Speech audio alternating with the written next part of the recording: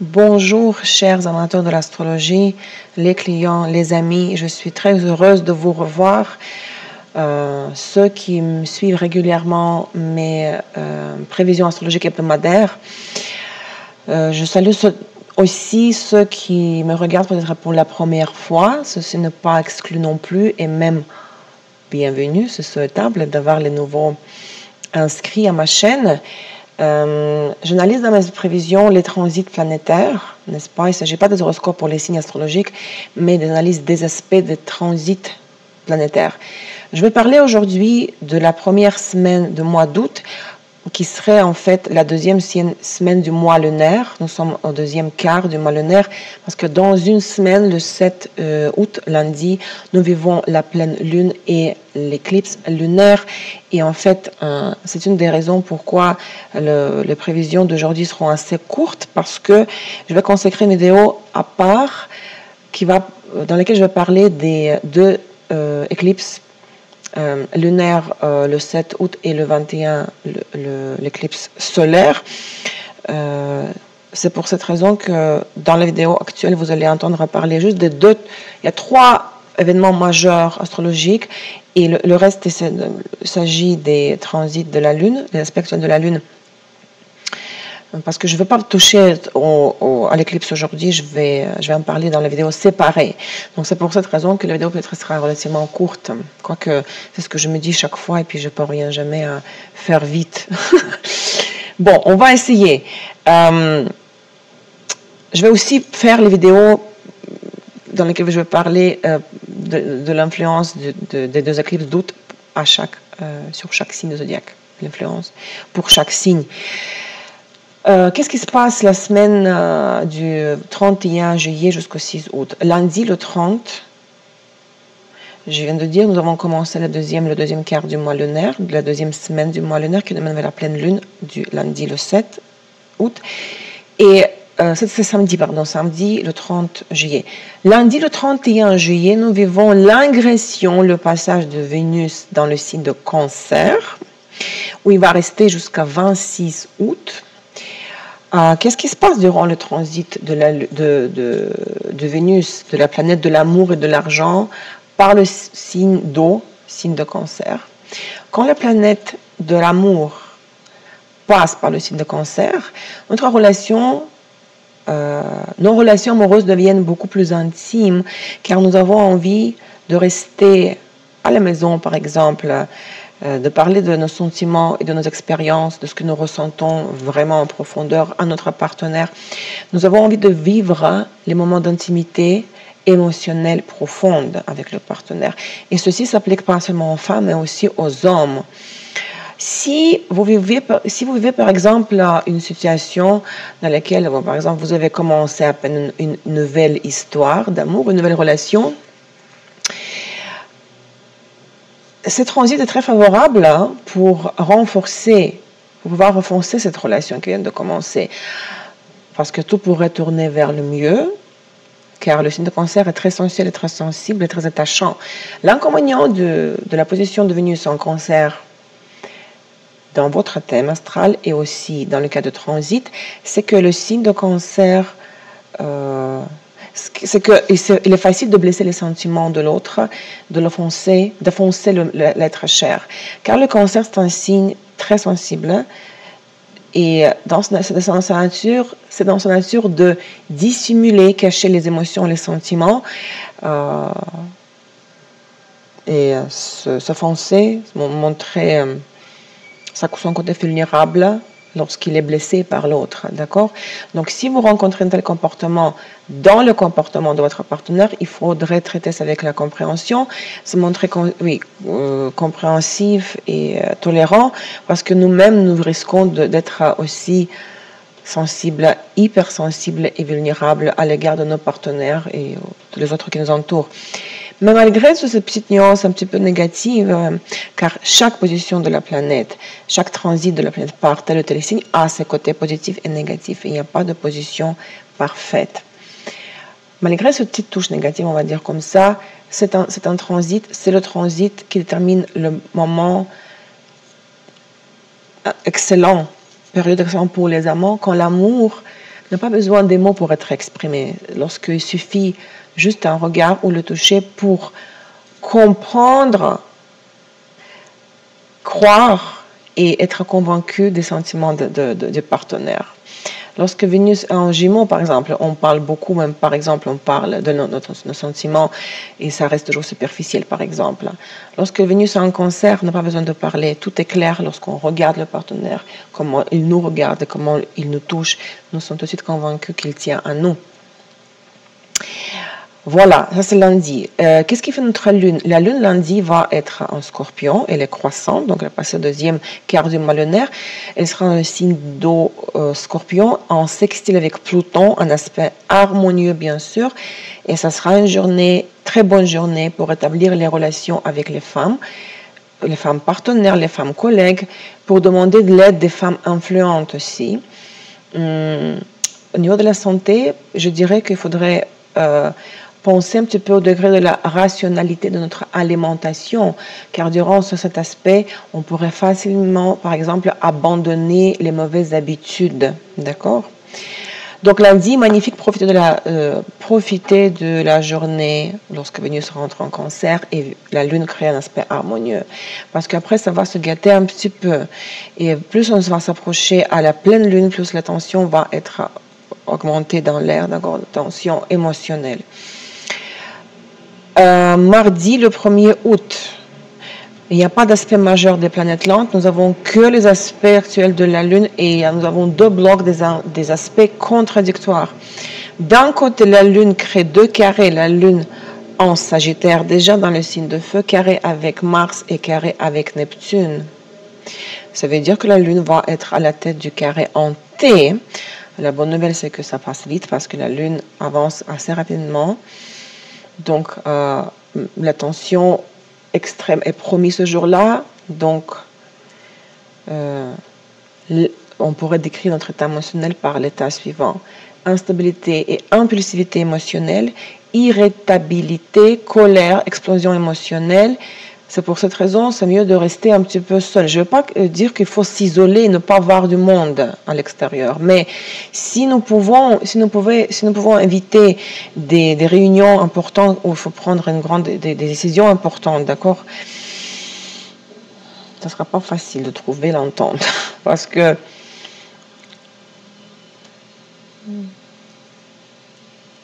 le carré en T, c'est une configuration extrêmement difficile, qui donne le fond émotionnel difficile pour tout le monde.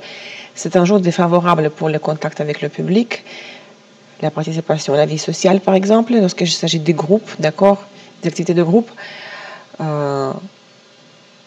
Il faut faire très attention lors de l'utilisation des divers outils et mécanismes, surtout les objets tranchants. Ça, c'est aspect Vénus, Lune, carré Mars, aspect tranchant, danger des aspects tranchants. Mais sur le carré Vénus, le carré Lune-Neptune, on pourrait être trop impressionnable et avoir tendance à errer dans les nuages. Il faudrait donc se méfier de la tricherie de la part des autres et nous-mêmes, nous devrions rester honnêtes et transparents comme un cristal. C'est l'aspect carré Lune-Neptune, d'accord? Les illusions et la tromperie, la tricherie. Beaucoup d'idées qui viendront à nous seront peu pratiques et aussi ce qui concerne l'état émotionnel.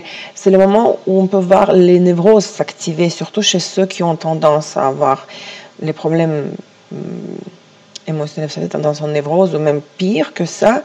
Il faut surveiller ces gens-là aussi, pour qu'ils n'aillent pas dans l'état extrême, de névrose extrême, d'accord?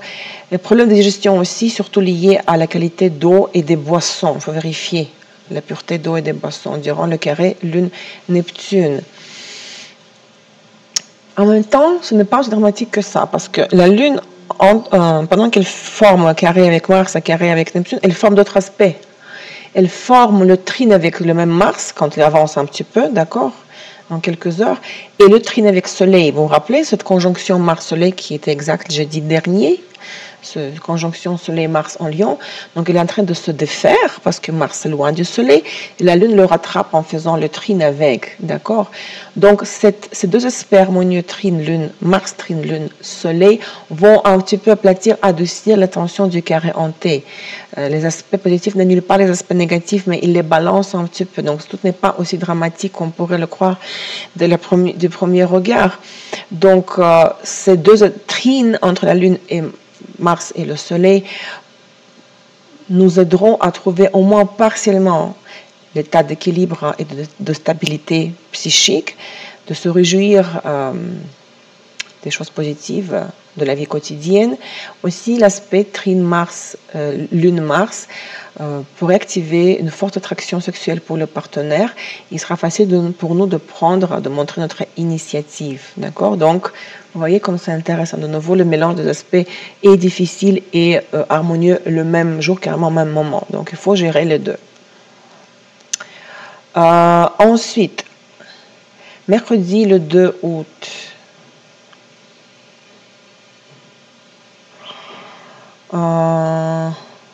Oui, il n'y a que des aspects de la Lune de nouveau. Et aussi, c'est assez intéressant. D'un côté, le soir, il y aura deux conjonctions très, très spéciales. Le matin, la Lune en Sagittaire forme sextile avec Jupiter. C'est un aspect d'optimisme. En plus, la Lune en Sagittaire. Ça donne bonne humeur, optimiste, les agréables souvenirs du passé pourraient revenir, nous pourrions les revivre. Certaines expériences sentimentales du passé aussi, on pourrait du coup s'en rappeler ou même vivre au moment du transit des expériences sentimentales positives. Il ne s'agit pas seulement du passé, des souvenirs du passé, mais le soir, la Lune forme conjonction avec Saturne. Parce que vous vous rappelez, je ne sais pas si vous voyez un peu la carte du ciel, l'état des choses là dans le ciel en ce moment-là. Saturne, le point fictif, l'élite, la Lune noire sont carrément en conjonction Sagittaire en ce moment. Depuis quelque temps déjà, parce que ce sont les objets lents, n'est-ce pas? La planète et le point fictif sont lents. Donc, ils sont carrément en conjonction depuis quelque temps et vont encore rester. Et la Lune qui fait le tour zodiaque, chaque mois, elle les rejoint, et Saturne et l'élite, en formant leur conjonction avec ces deux éléments. Donc, du coup, il y a chaque mois, carrément depuis quelque temps, cette conjonction de stellium en Sagittaire, l'élite, Saturne et Lune qui transitent. Donc, c'est une conjonction très, très lourde. Premièrement, conjonction Lune-Saturne.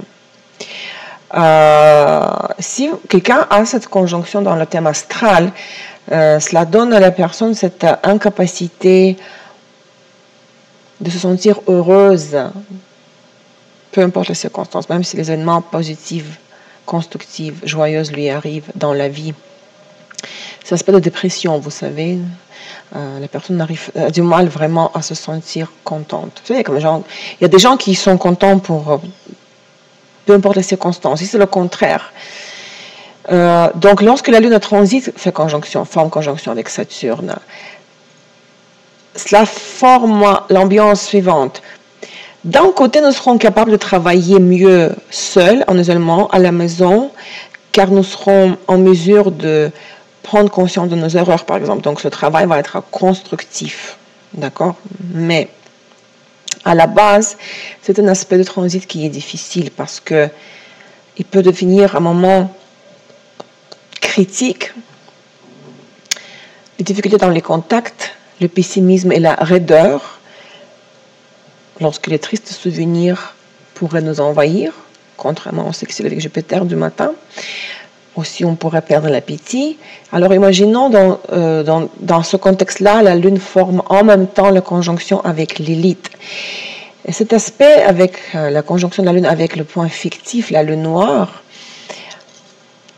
provoque un risque, le risque que nous faisions sortir, et sans raison, non justifiée, sans justification, oui, ce sera non justifié, nous ferons sentir notre inconscient, nos complexes secrets négatifs, les sortir à la surface, qui pourraient nous rendre insupportables carrément pour ceux qui nous entourent.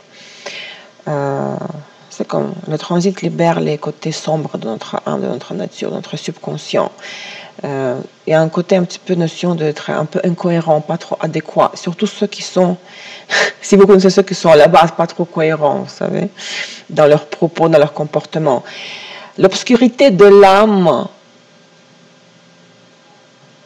quand nous cessons de percevoir, quand on est incapable de percevoir la douleur des autres, mais en même temps, nous devenons vulnérables et sensibles.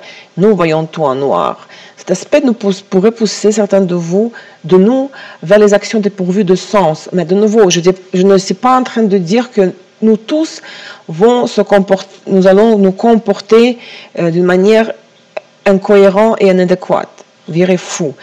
Mais ceux qui ont cette tendance, ça peut se graver un petit peu. J'exagère un peu, mais vous avez compris ma logique. Donc, il faut éviter les gens au sujet desquels vous pensez que ces types-là sont un peu bizarres. Ils vont être encore plus bizarres que ça durant cet aspect. Conjonction Lune-Saturne. Lilith, le soir du mercredi, le 2 août.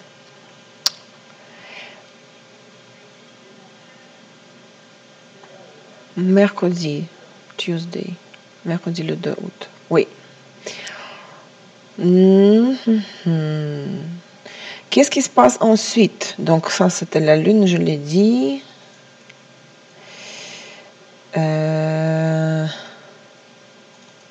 Mercredi.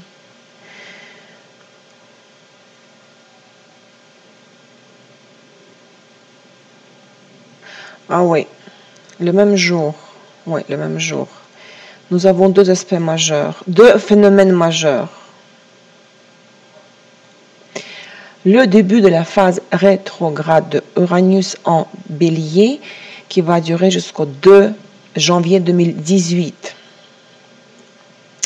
Les planètes lentes influencent leur cycle, leur aspect, influencent toujours notre vie.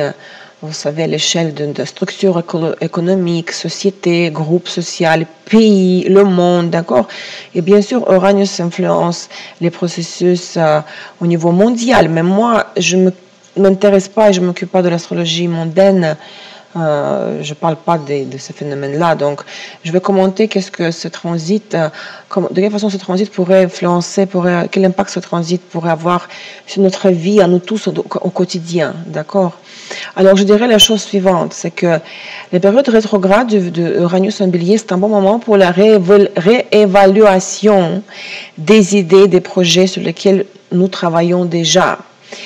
Bien que l'Uranus, qui est planète maître de Verseau, puisse provoquer les retombées imprévues dans certains scénarios, cela donne quand même un goût inhabituel à notre vie pour ceux qui aiment ça. Le sentiment de routine disparaît et des aventures passionnantes commencent.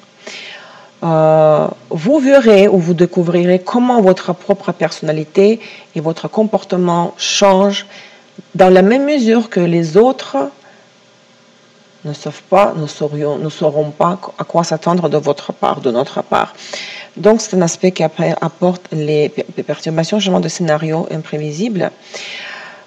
Et cette probabilité des changements de scénario, d'accord, augmente de manière significative si dans votre thème astral, vous avez les planètes personnelles et les cuspides, on dit en français, j'imagine, cusps, c'est les frontières des maisons, cuspide, angulaire des maisons, angulaire ascendant, descendant, première, septième maison, MC, 10e maison, IC, 4e maison, dans les degrés du 24 au 28, des signes cardinaux, bélier, cancer, balance, capricorne. Ce transit-là, parce que Uranus commence sa phase rétrograde dans le 29e degré de bélier, vous allez être affecté, votre vie va être affectée plus que les vies des autres qui n'ont pas les planètes et les angles dans le degré de bélier que je viens de mentionner. D'accord?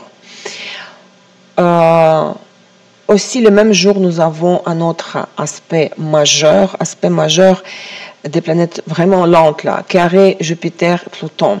Cet aspect se détend, son influence se détend sur un mois, même plus, donc 2-3 semaines avant, l'aspect exact 2-3 semaines après. Il aussi l'influence, cet aspect également, l'influence, les tendances globales, d'accord, d'un groupe, d'une structure économique, sociale, d'une société, du monde aussi en même temps entier. Moi, je vais commenter de quelle façon ce carré Jupiter-Pluton pourrait influencer nous dans notre vie quotidienne. Donc, durant cet aspect, surtout quand il devient exact jeudi, le mercredi. C'est mercredi.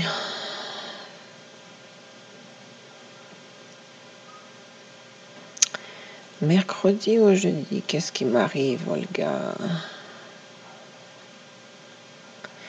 Ça, c'est le 3. Jeudi le 3, pas mercredi. Je me suis confondue. Le 3, c'est pas mercredi. Jeudi le 3, ok.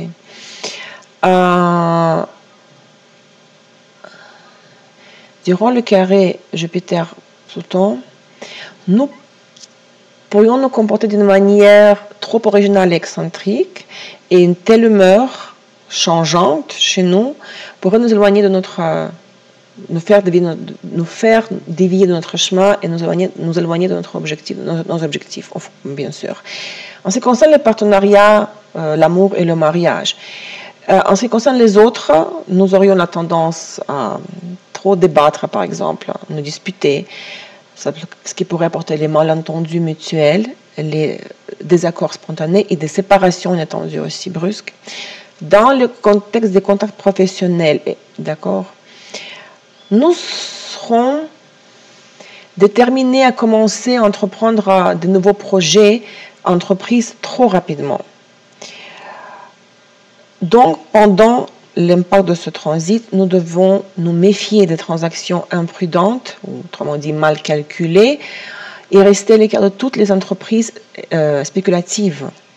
Parce que durant ce transit, il y a une tendance de trop prendre sur nous et nous nous trompons dans nos intentions. Il faudra vérifier, donc faire attention lors des achats et de la vente des biens immobiliers, entre autres. Il pourrait y avoir des opportunités différentes qui ont l'air promettantes et qui n'en font mijoter des bénéfices faciles, mais ils ont l'air rentables seulement au premier coup d'œil, car plus tard, durant le transit un petit peu plus tard, ça risque de finir par toutes sortes de pertes et de problèmes et de crises. Donc, dans aucun cas, durant ce transit carré Jupiter-Pluton, nous ne devions pas éviter dans aucun cas démarrer notre propre entreprise. Si nous imaginons, si nous planifions mettre en place une nouvelle entreprise, un business, il faut patienter que ce transit passe. Si vous avez déjà une entreprise, il faudrait ne pas chercher d'améliorer forcément, c'est-à-dire forcer l'amélioration de la situation économique de cette entreprise et veiller à ne pas qu'on ne soit pas entraîné dans une entreprise vague, peu claire ou peu sûre. Lorsque les autres partenaires nous font des propositions d'affaires, tout ça risque de se terminer d'une manière un peu décevante, si ne pas dire dramatique. Pourquoi? Parce qu'il faudra faire attention lorsque nous avons affaire avec les garanties, que ce soit de notre part, ce que nous garantissons aux autres, ce que les autres garantissent à nous, les prêts, ou tout ce qui concerne les prêts d'argent, des dépenses irraisonnables. Il ne faut pas faire les transactions financières secrètes parce que pendant cette période carré Jupiter-Pluton, nous manquons de véritables flairs commerciales. Donc, pas d'innovation à introduire dans notre entreprise existante déjà et s'abstenir, attendre pour mettre en place une nouvelle entreprise, créer un autre business par exemple. Quoi d'autre jeudi? Jeudi, donc le 3, L'aspect de la Lune, qui sera en Sagittaire, il va faire former le trine avec Uranus, ce qui va apporter une vague d'inspiration dans nos affaires. La journée sera pleine de communications agréables avec les amis, les collègues, les personnes partageant les mêmes idées. Et notre intuition, bien sûr, va nous montrer la sortie d'une situation difficile si nous nous y retrouvons. Et voilà, à la fin de la semaine, nous n'avons que les transits de la Lune. Il n'y a pas d'aspect majeur des planètes lentes. N'oublions pas que nous nous rapprochons à la pleine Lune. Donc, 2-3 jours avant la pleine Lune et surtout l'éclipse, la tension monte et l'état émotionnel va être quand même difficilement gérable. Surtout si la Lune forme des aspects difficiles. Alors, voyons voir. Vendredi, le 4 août, la Lune sera en Capricorne, d'abord en opposition avec Vénus le matin. Durant cet aspect, les désaccords dans les actions avec les partenaires commerciaux, l'ignorance mutuelle des intérêts peuvent nuire à la cause commune. La poursuite du plaisir, la négligence des tâches peuvent entraîner des problèmes supplémentaires aussi. Dans l'amour et dans la famille, nous serons sensibles, hypersensibles même aux petites choses. Donc cet aspect quand même, c'est quand lorsqu'on ne se sent pas assez aimé. Opposition Vénus, Lune. Mais l'après-midi et le soir, Vénus forme le trine avec Mercure et sextile avec Neptune. Magnifique. Le bon sens nous aidera à résoudre une variété de tâches, beaucoup de conversations téléphoniques, la communication maximale entre les collègues, les amis, d'accord, membres de famille. Il ne faut pas ignorer les conseils d'un parent âgé ce jour-là.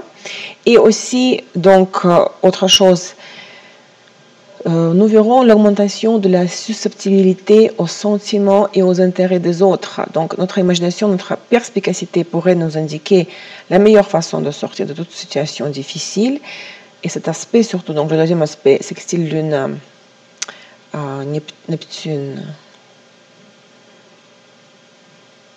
Oui, c'est un bon moment pour une plus grande harmonisation de nos relations. Donc ça, c'est vendredi. Un aspect étendu le matin et 2 aspects harmonieux l'après-midi. Mais la fin de la semaine, samedi, dimanche, vraiment, il faut se préparer à le contexte qui est quand même, ce ne sera pas évident et surtout que nous serons à la veille de la pleine lune. Donc regardons, la lune en Capricorne samedi, il va former la conjonction avec Pluton qui est aussi lourde que la conjonction de la lune avec Saturne. Parce que Pluton, c'est la planète maître du Scorpion. C'est comme si la lune était en Scorpion quand elle fait la conjonction, quand elle fait la conjonction avec la planète maître de Scorpion. C'est une période d'activité intense, quelques heures durant ce transit. Lorsque nous essayons de faire plusieurs choses en même temps, et justement nous y parvenons, nous allons avoir assez de force et d'énergie pour ça. Mais si nous exagérons, si nous faisons trop, nous risquons de sentir une extrême fatigue, d'accord? Il s'agit en même temps d'une période d'excitabilité émotionnelle qui peut entraîner les maux de tête, la crise de nerfs par exemple, ou les surtensions nerveuses. Il faut se relaxer quand la lune est en conjonction avec Pluton, même si on croit qu'on est capable de faire 10 000 choses en même temps. Carré en Jupiter, avec Jupiter l'après-midi, donne l'optimisme excessif et l'extravagance. Trop de préjugés dans nos déclarations, dans nos points de vue que nous exprimons. Il ne faut pas, durant carré lune Jupiter, donner des promesses téméraires, parce que nous allons avoir la tendance vers cela. Pourquoi? Parce que nous allons ressentir besoin de sécurité émotionnelle. C'est pour ça qu'il y a un risque de donner les promesses téméraires aux autres. D'accord?